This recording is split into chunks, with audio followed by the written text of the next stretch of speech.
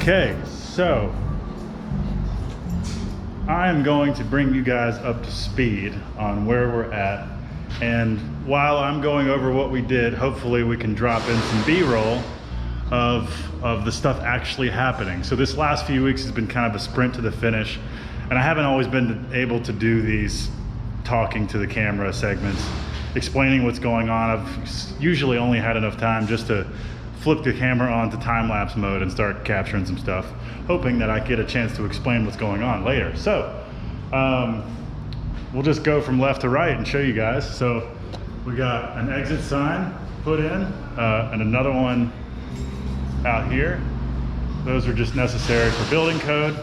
The drywall's up and it is painted a color called powder blue.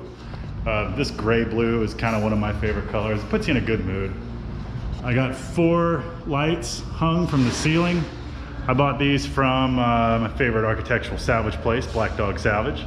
I got 4 more, but there's 3 more gonna go right here because there'll be a conference table here, hopefully. The water is now on. So we opened the valve, the plumber came to install the rest of the fixtures, and now I have running water in the bathroom. That's exciting. Let me show you guys that. So this is the Lift Dark Studios bathroom. Got a sink rigidly mounted to the wall, got a toilet, got all the grab bars, got a vent fan, got a vanity light, all the switches and outlets, and my shower is just waiting on a concrete skim coat treatment instead of tile, something cool that I'm going to try out here. But it is waterproof. It's got a waterproof membrane over it, so I could use it right now if I had to. And then baseboard and doors is really the only thing I need to do in this office. Oh, and the AC is now on, and it feels amazing. It's obviously leaking out of these giant holes in the wall, but it is on, and it's cooling. It's 83 in here right now, but just feeling that cold air makes it feel a lot less humid like it normally does. My buddy Jake did do a good job with the spiral ducting. I'm a big fan. Looks cool and modern. And yeah, so doors, that's where we're at, doors. These guys are the doors going in the bathroom. These 2 came from a school. They were salvaged, and I just sanded them down, sanded through layers of the paint to expose this cool look. I was gonna paint them, but as I exposed more and more of this finish, I was like, I'm just gonna put them in and clear coat them because they look awesome. So I got 2 of these for the bathroom, and then my dad, Mike, owner of Black Dog, surprised me with this gift. This door is a metal-clad fire door from Youngstown, a school in Youngstown, Ohio that we salvaged. And we built all these jambs that the doors are in, we built from scratch out of this pine board. And it's just perfect. They're old and industrial, just like this building. They don't look out of place. So this one is going here from the shop into the office, and those 2 are going over here in the bathroom. So I'm gonna start finagling those, seeing if they work, figuring out if I want them to go left, right, all that, thinking about the flow through the space, get them mocked up. So enough yapping, I'm gonna figure this out.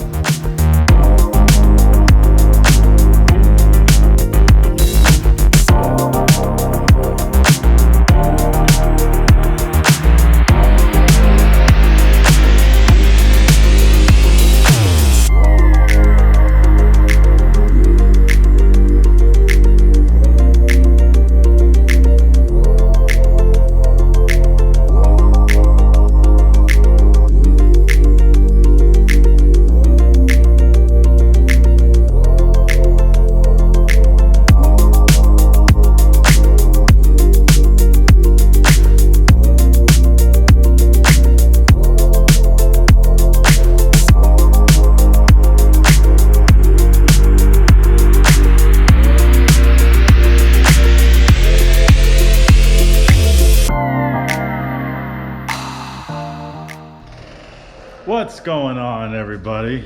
How you doing? Welcome back to Lift Dark Studios. on the Machine Shop YouTube channel. What's that? You want to know how to put a baseboard in an office from 5.5-inch pre-painted 1x material that you can buy at Lowe's, and you don't care to see it done in a fancy way? You want to see just how fast you can put up baseboard and door trim? Well, perfect. I'm here to show you exactly that. That is one of the last steps left on the office. I got to put up baseboard, got to trim doors. We have 2 doors temporarily mounted, almost, actually not temporarily, but fully screwed in. Here's one. So there'll be another door here. I got to cover this area with trim and the baseboard with trim. I'm going to do it all out of the same material. This door here goes out into the fab shop. It is different. Dad surprised me with this. This is a really cool fire door. This is galvanized metal wrapped, and it closes real nice.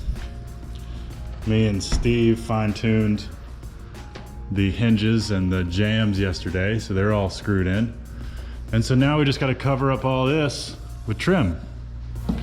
So 5.5-inch stuff for the big doors. I got a few sticks of 3-inch. Might do this door with all 3-inch because you can't exactly fit 5.5-inch board here. And then 5.5-inch baseboards. So a buddy of mine brought a miter saw by. It's an old one, but I think she'll do the job. This is the material in question. I got some 12-foot pieces, 5.5-inch by 3/4. 5.5-inch 3/4 by 8-foot, and then this is I believe 3.5 by 3/4 by 8-foot, and it's all pre-painted. It's not the cleanest material in the world. I'll just go by and either clean it with a magic eraser or just give it a final coat of paint once it's all installed. So I'm going to be nailing it to the wall. Got a stud finder, so I'll lay it up, scan this guy along the wall. Boom. Shoot some nails in there. Shoot some nails right there. So on and so forth. Here we go.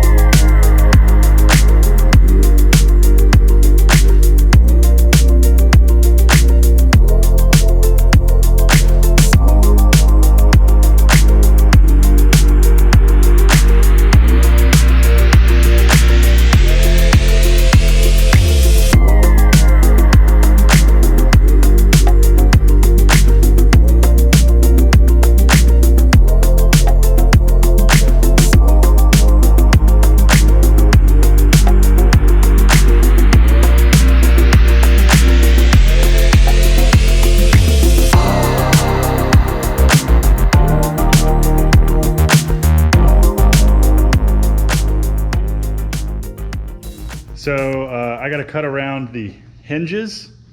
These doors have really cool ball hinges on them, which means they stick up and out quite a bit more than normal hinges. So I put a mark at the upper and lower extent of each hinge where it hits the trim board. And I just got to notch out a little 45 in each spot so it'll fit around the hinges.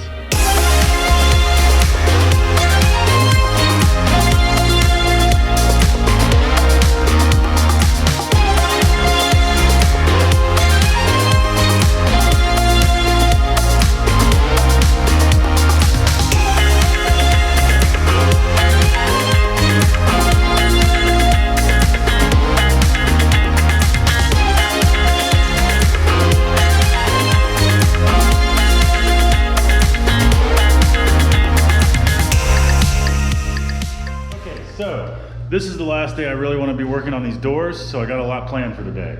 So I'm gonna put automatic closers on all 3 doors. I need to put some hardware on the doors, just some simple lever latches, I believe, for ADA. This bathroom is ADA, which is like handicap accessible. The door latches have to be the lever type. And then I'm just gonna pop them off the hinges once all the hardware is cut and mounted. I'll take everything back off, lay them on sawhorses, finish sand them, clear coat them, because I think I'm just gonna clear and keep this look, and then rehang them, and we'll be done. And that is pretty much the last thing I need to do before the final building inspection, other than mounting the last 3 light fixtures up there. And then my AC guy needs to come back and put one more vent right there. So that stuff I'm trying to get done today and tomorrow. It's Wednesday. I'd like to get the final building inspection done by Friday. So here we go.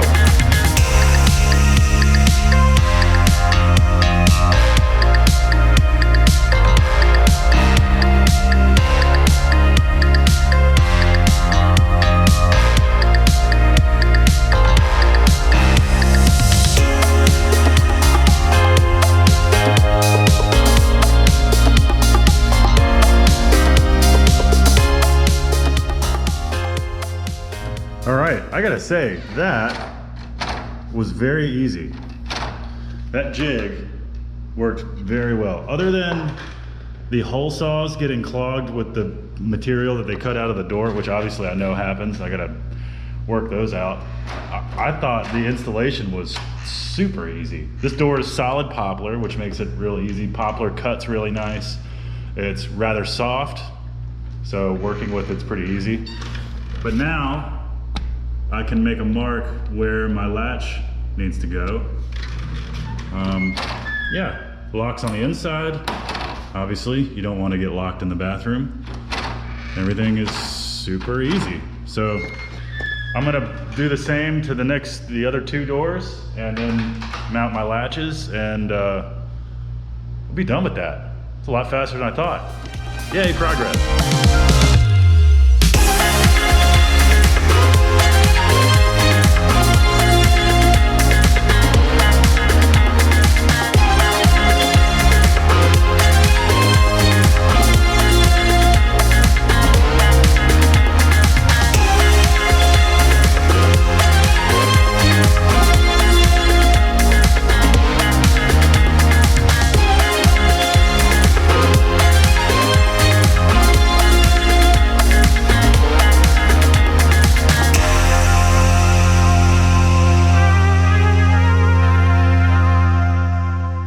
Okay, it's the next day, and this is the last day I'm working on the office, hopefully before I can apply for the final building inspection, which I will order today to happen tomorrow regardless. Ice cream guy's here. So here's where we left off. All the trim is done. The nail holes are not yet filled with spackle. Damn it, I just realized that I forgot the spackle at the house. It's okay, I don't think that's gonna make me fail my inspection. Doorknobs mounted, closer. Hey, Stella, there's AC in here. Stay in here. This one has a closer, knob, and latch. So that door is complete. This one has knob and latch, no closer. Put that coffee down.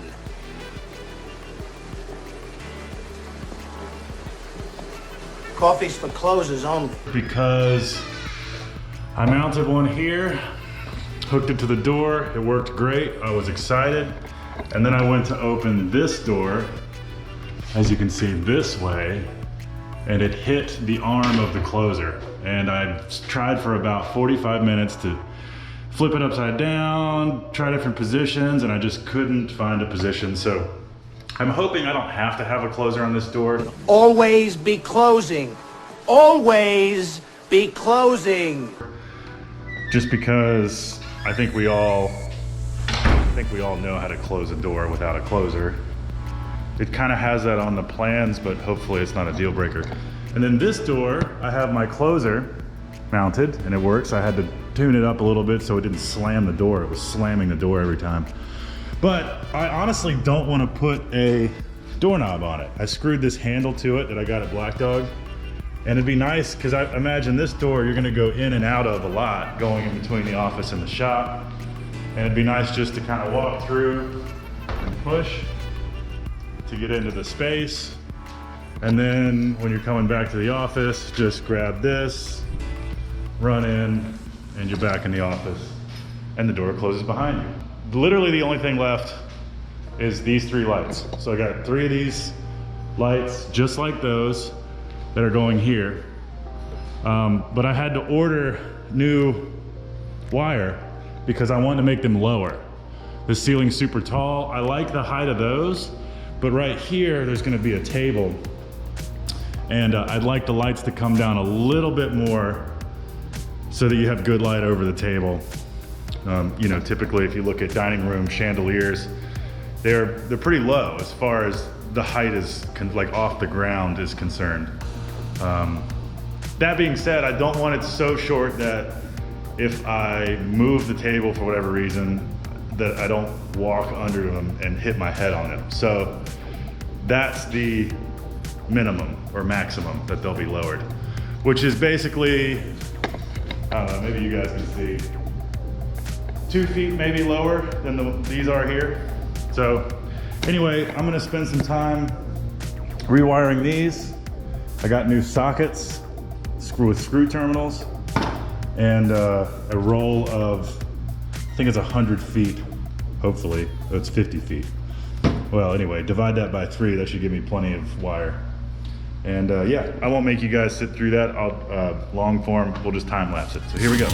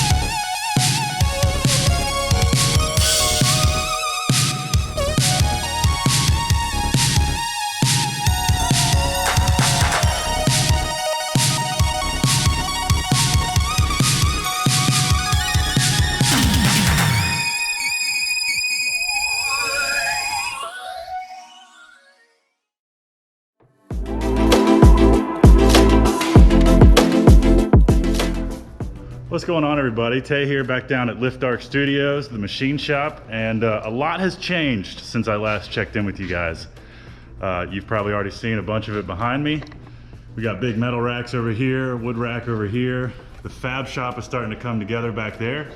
But today, Steve and I are building a compressor house for this compressor.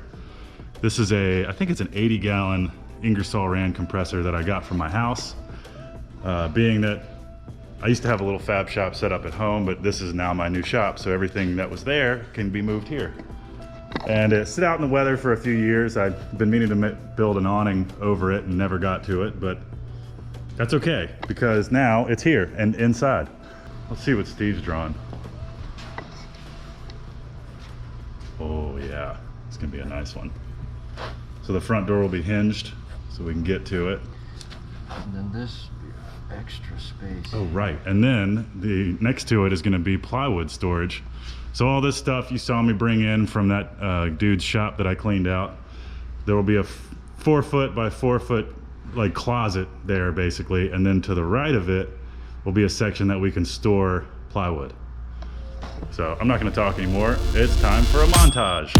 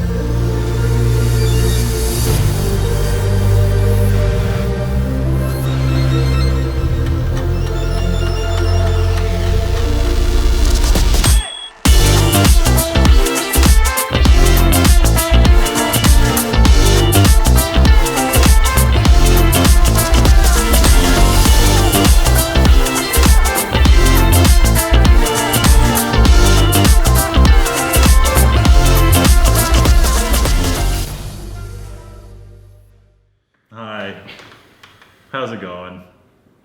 How you doing? I'm good. Okay, 30. We've been cleaning a Bridgeport, which should be some indication of where we are as far as the shop is concerned. By now you've seen the entire process. You've seen digging through the dirt. You've seen us rip down a mezzanine and move machines and shovel and clean and degrease and hurt ourselves. Well, actually, we're pretty good, actually. Yeah. There's some stuff in our lungs probably still from the early part, but we're good. And then new slab, new office, bringing everything back in, wiring, plumbing, and all that. You've seen the office. Why don't I go show you the shop? So, blah, blah, blah, lights and paint. Great. Actually, Walker's desk will be featured in an upcoming build video. I taught Walker how to weld, and he's actually really good at it. Brought the editing rig in, so he's actually editing this episode right now. Putting a Glengarry, Glen Ross movie reference in. Perfect. Let's go through here, and here's Wilson. Wilson!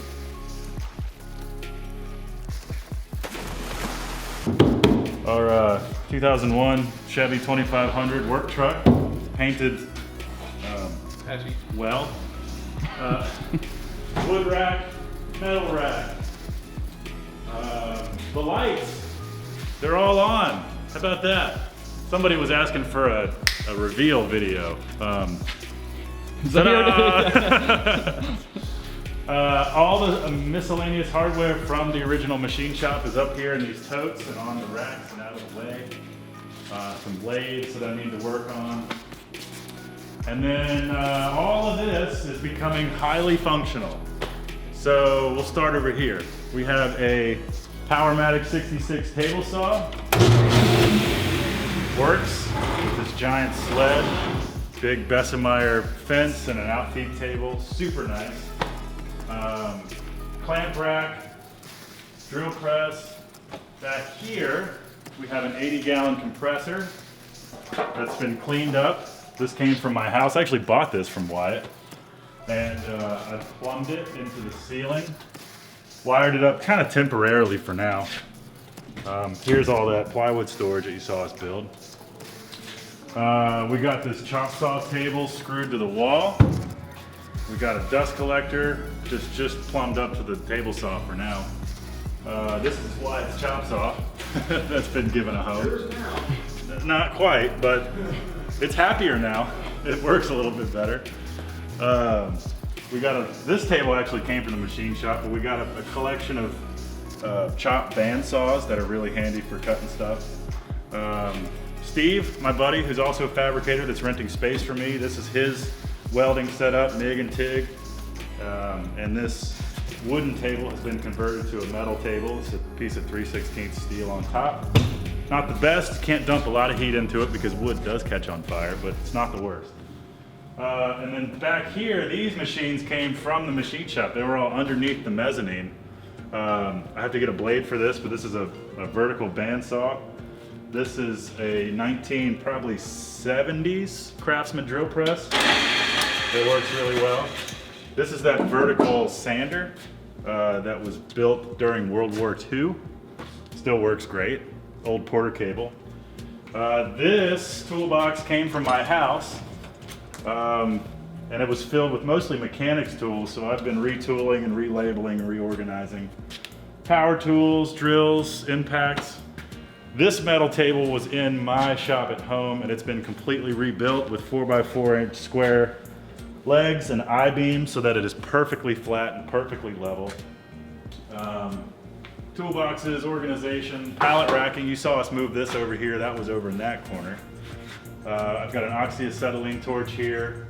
A lot of stuff still from the old machine shop that I need to go through. And then sound system. This thing is extremely loud, and I have it right next to me, so that'll be fine. My welder. This is my bread and butter. It's my everyday carry. So it's a 12-year-old Miller-Matic 212 MIG welder. Got a new torch and handle for it. Made a little holder for that. I weld with 25, 75 argon and CO2. Got a TIG welder back there. And then Wyatt and I just spent the morning cleaning up this 1969 Bridgeport J-head mill. Why don't you come in here? And that's why we look like this. Like foul. But you can now see the paint. It actually all looked like that before. And they still used it. But it's a 220 3-phase machine. Bridgeport's, it's not technically true, but kinda. They say it's the only machine that can build itself, which is kind of a really oversimplified way to explain what this does. It can make just about any part, milling, cutting, drilling, shaping, surfacing, with a big collection of mills and parts and things. So someone who really knows how to use this machine is a dangerous person in a good way.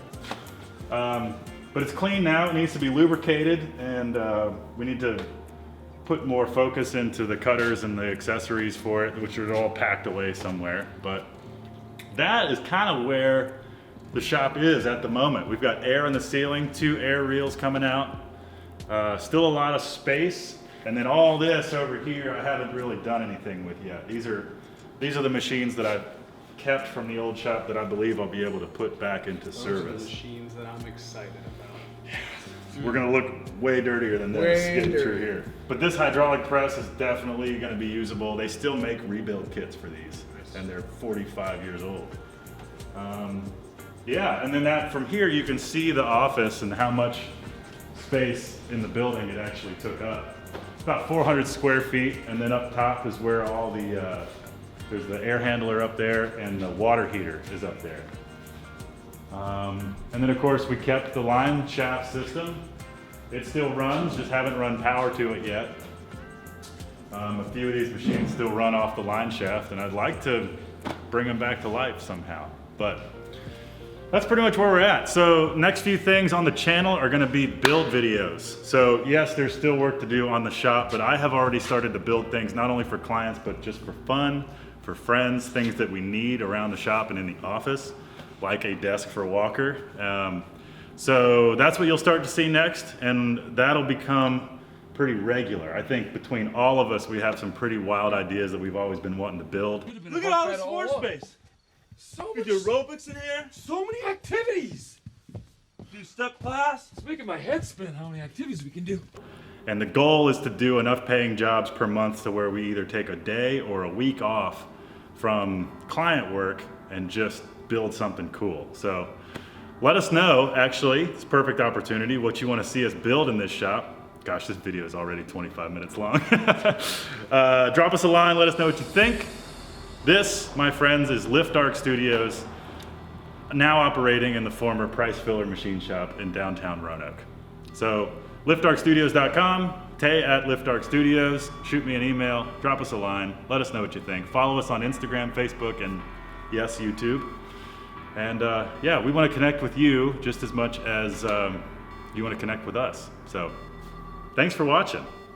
See you next time.